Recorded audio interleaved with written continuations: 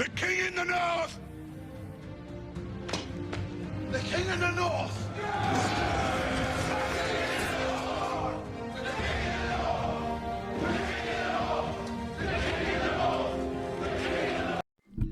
Yo, as always, like, share, subscribe. Now let's just get into it. Also, before I get started, check out the merch store. It is on the homepage and it should pop up under this video probably. If not, go to my home YouTube page and you'll see the store. But let's just get into it. So it's the week of the game. We all know what is on the line. I already posted my OSU offense versus Michigan's defense. And so this is Michigan's offense versus Ohio State's defense. Now, this is really where the game is going to be won. You know, I feel like Michigan's defense will be able to slow OSU down some. But if Michigan's offense can't do anything against Ohio State's defense, it ain't gonna matter much. Now, Ohio State's got a top defense. Their total yards, they're ranked 4th, 11th in passing yards given up, number 9 in rushing yards given up. So they've got a top defense. They've got the talent. They got most of these guys to come back. Denzel Burke, Igbinosa, JTT, Jack Sawyer, Tyleek, the addition of Caleb Downs, they got Lathan Ransom. They've got a loaded defense, and they've been playing very well. They fly around. So the thing about this game and trying to go against Ohio State's defense is, I've spoken on this all season, and honestly, I'm tired of talking about it because our offensive coordinator, Sharon Moore, they should know this, dealing with the lack of talent that we have on offense, the receivers. There's no reason why the offense shouldn't be based around eye candy, motion, misdirection, bringing that stuff, causing hesitation for the defense, and then having wrinkles off of that, off of you showing that orbital motion, that misdirection. Then having plays that go off of that. If you did the jet sweep, now this time you fake it to the jet sweep. This time you run a read off of the jet sweep. Different things like that. The offense should be based around that, whether it's run, whether it's pass. It should be based around that. And then you do play action and different things off of it to cause hesitation in the defense. I saw it for a few games. I saw it against Michigan State. I saw it against Oregon. And then we went away from it against Indiana, which was dumb. We probably could have beat Indiana if they did those things because the game was that close. It was boneheaded. Now, we just saw against Northwestern, we saw some of this stuff, and we saw the offense probably play the best game that they've played all year. That's not saying that much. It was against Northwestern. Yes, it was good to see. And, you got confidence going into the Ohio State game, but you got to take it with a grain of salt. So now looking at Ohio State's defense, they're a good defense, fundamentally sound, all of the above. Now, the thing is they have pretty good sack numbers, but that's not from them rushing 4, and Michigan's offensive line isn't all that good this year. So they may be able to get pressure with 4. But regardless, Michigan has to come out and try to establish that run. You have to come out and try to establish that run. And saying that, it brings me back to that 2022 game when Jim Knowles decided to blitz all game and to go zero a lot. It wouldn't surprise me if he did that. Me personally, if I was him, I wouldn't do that because I don't think Ohio State needs to do that to shut down Michigan's offense. But knowing Jim Knowles and how he gets down, he may see Michigan's offensive line and knowing that we have to establish the run and have to have a good run game to be successful, he might come off the bus blitzing. He might get off the bus blitzing and saying they can't pick it up, so we're going to get after them right from the jump. So with that being said, if he chooses to go that game plan, Sharon Moore, Kirk Campbell, they have to have a chess move for that. Whether that's understanding where the blitz is coming from and throwing at the blitz. If you're blitzing from this side, there's going to be, you beat the bit. Let me calm down. You beat the blitz by throwing at the blitz. So if they're blitzing from this right side, they're blitzing a couple guys. That means there's guys that aren't in coverage there, and that's where you want to throw at the blitz. But you have to see it and understand what you're seeing to do that, if that makes sense. So if you see they're blitzing from this side, you have to see it and understand that the blitz is coming. That's your hot route over there. I'm not sure if we're on point enough in the passing game to even do that. But you have to understand, if they're going to blitz, you have to give these guys help. You have to give these guys help. And saying that also, Davis Warren is terrified to get hit. I don't care what nobody says. He's terrified to get hit. So with that also being the case, you have to script the plays very well for him to be successful. Like, you have to script the plays to where he's getting it out of his hands fast, to where you know this guy's going to be open. Okay, Davis Warren, Colston Loveland's going to run it out and up. He's going to be open. You kind of have to hold his hand, should I say. You know, that's kind of what you have to do with him, because if he just sits back there and then all of a sudden the pass rush comes, he's a deer in headlights. He's going to make a mistake. That's just his. So that makes this job even harder for Michigan's offense. But so you have to come and establish the run to take the pressure off of Davis Warren, you know. And if Ohio State is blitzing, you want to get the ball out of his hands fast. That's just what you want to do, what you have to do. But I'd love to see those wrinkles that you did earlier in the season, the 2-back sets with Mullins, with Donovan Edwards, to create more confusion. The name of the game when you're playing a defense like this is creating confusion, because you lack talent on the offensive side of the ball. How do you make up for a lack of talent? You make up for it with scheme. When you have less talent, you have to make up for it with scheme. If you can't make up for it with scheme, you don't have a chance, because you don't have the players skilled enough to just flat out beat them, you know? So that's the thing.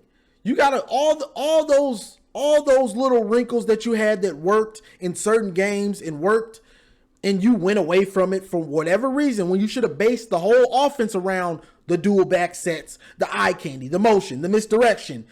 You should have based that whole offense around that, but you didn't. This is your time to make up for it. Make up for it all this game, because if that offense doesn't find a way to to stay on the field so our defense can rest, sooner or later, Ohio State's going to keep knocking on that door, and then they're going to blow through, and our defense is going to be gassed. So the offense has to find a way to stay on the field to help the defense out. You know, that's just what it is. Now, Colston Loveland, they said he's working through some things. Hopefully he'll play. Because that's the biggest mismatch we ever have on offense. You know, you got to feed him. You got to feed your best players in this game. This is a big players make big plays game. Shout out to Charles Woodson. Big time players make big time plays. You got to feed those big time players in this game. Whoever it is on offense, whether that's Khalil Mullins is the tone setter in the run game, you got to feed him early. I don't want to see this Donovan crap, this farewell Donovan tour crap. He gonna have a chance to get the ball, whether that's in the pass game or the running game. He'll have his opportunities, but Khalil Mullins is the tone setter. Treat him as such. So I want to see them feeding him early, feeding Khalil Mullins early, feeding Colston Loveland earlier. I know they got Caleb Downs. They think he can handle him. He shut down Warren for Penn State, they say. Loveland is a different type of player. Loveland is closer to Loveland is a true hybrid tight end wide receiver. Penn State's Warren, he's just a big tight end. That's what he is. He's just a big tight end. He's not a hybrid like Loveland is. So Loveland is to me, he's a little bit different to stop. You know what I'm saying? With his quickness and size. But Sharon Moore, Kirk Campbell, they still have to find ways to get him the ball, different ways to get him the ball to help him out, you know, because Downs is a beast. So the name of the game is establish the run. If we don't establish the run, most of the time, whoever wins this game, the game, runs the ball the best, whether that's 100 yards or 200 yards, whether that's 300 yards. Whoever runs it has the best rushing stats wins the game for a while now. So that's where it is. You got to establish the run and you got to stay with it. I'm hoping Wink can slow them down enough so if the run game is coming along slowly, we can still stay with it. But if the defense folds and it's getting ugly earlier, now it's on Davis Warren's back, and we don't got a chance like that. We don't got a chance for him to be putting the team all on his back like that. So you have to run the ball, but don't just stay one-dimensional with the run game, running it up the middle every time. Throw a toss to Donovan Edwards. Run Khalil Mullins stretch plays, toss plays, different styles of the running game. Screens, draws, some of this stuff we've barely seen. And that's why our run game hasn't been as good as it could or should be, because they don't do a lot of this stuff. They get so basic and just run it up the middle. Donovan Edwards has speed. You want to give him a toss, a pitch. You want to get him on the edges. They try to run him and Khalil Mullins the same all the time. You can't do that. You have to be a smart football coach in this game. Give Donovan plays on the edges. Run Khalil Mullins in the box most of the time. That's his forte. He's a bell cow, you know. But I want to see them actually show. If Michigan's offensive coaches don't show that they have a real idea on what our team does best, what Donovan does best, what Colston Loveland does best, what Mullins does best, what Warren does best, what Tyler Morris does best, what Marlon Klein does best. If they don't have a semblance and a cohesive mindset about what they're trying to do on offense, what they want to accomplish, what their scheme is bestly suited to do, we won't have a chance. And that's been the problem for most of this year, is they haven't known what they're trying to do. They used Khalil Mullins. I mean, they used Donovan Edwards like he's Blake Corum. That's just not smart. He's not Blake. Khalil Mullins is the closest thing to that we have. So use him as such. You know, Donovan Edwards is good on the edges, better on the edges, better suited to catch passes. Use him as such. You know, Loveland is good at almost everything. Use him as such. But if these coaches don't have a set in stone idea of what these guys do best, we don't got a chance. So that's just what it is, you know, and that's a wait and see for me, because I haven't seen them show that they have a cohesive idea of what this team, this offense needs to do to be great or to be even good. I haven't seen them show that much this year, except really the Northwestern game. Can they carry that over going against a really good defense now?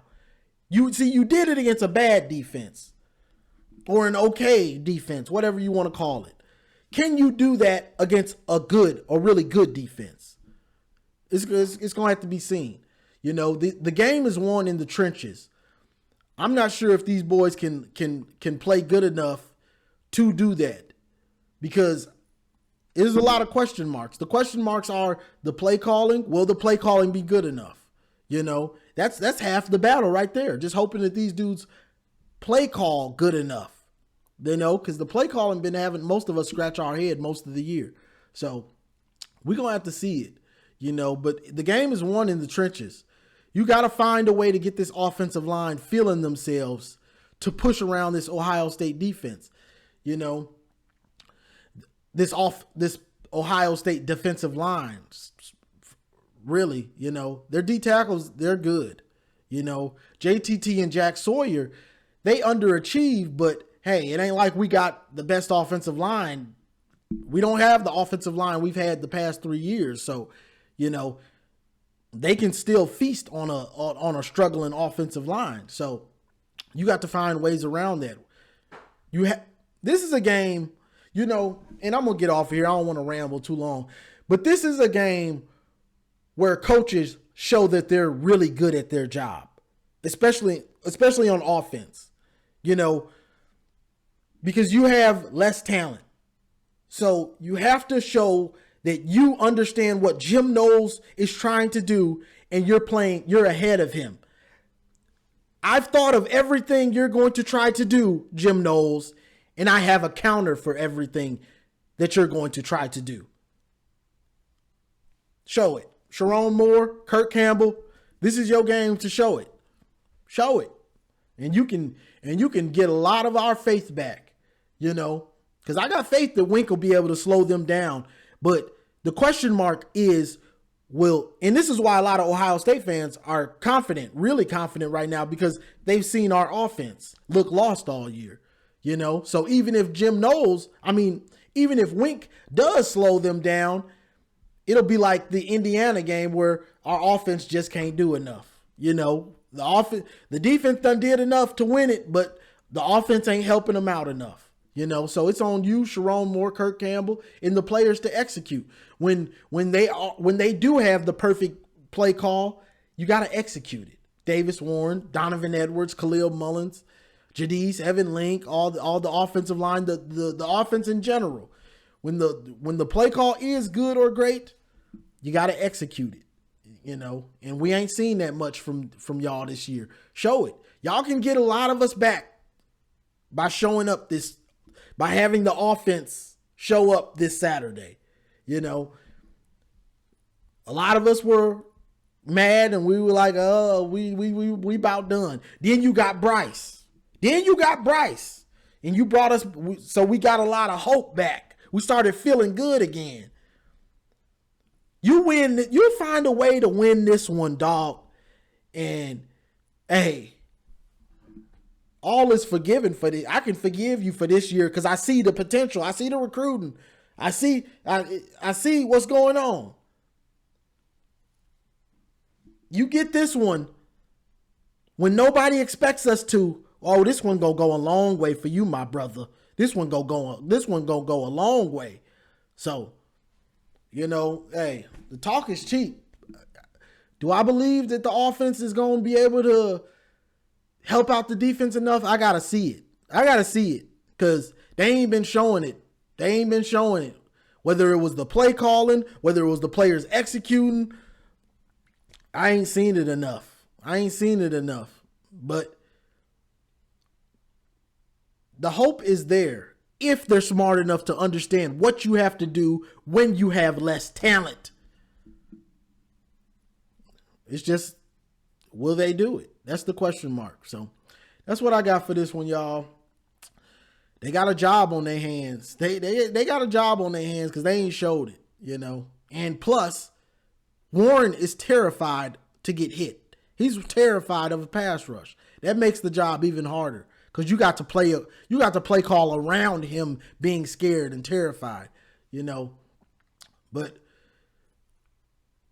ain't nobody say it's ever gonna be easy. One last thing, I want to see more play action. want to see more play action. We never use the play action enough. And that's part of the problem this year. We don't see enough of the play action with the eye candy, with the motion, with the misdirection. Want to see more play action. But that's a big if. All of these are ifs. None of this is guaranteed. So that's all I got for this one, y'all. Check out the merch store. And like, share, subscribe. And as always, go blue. It's great to be a Michigan Wolverine. It's great.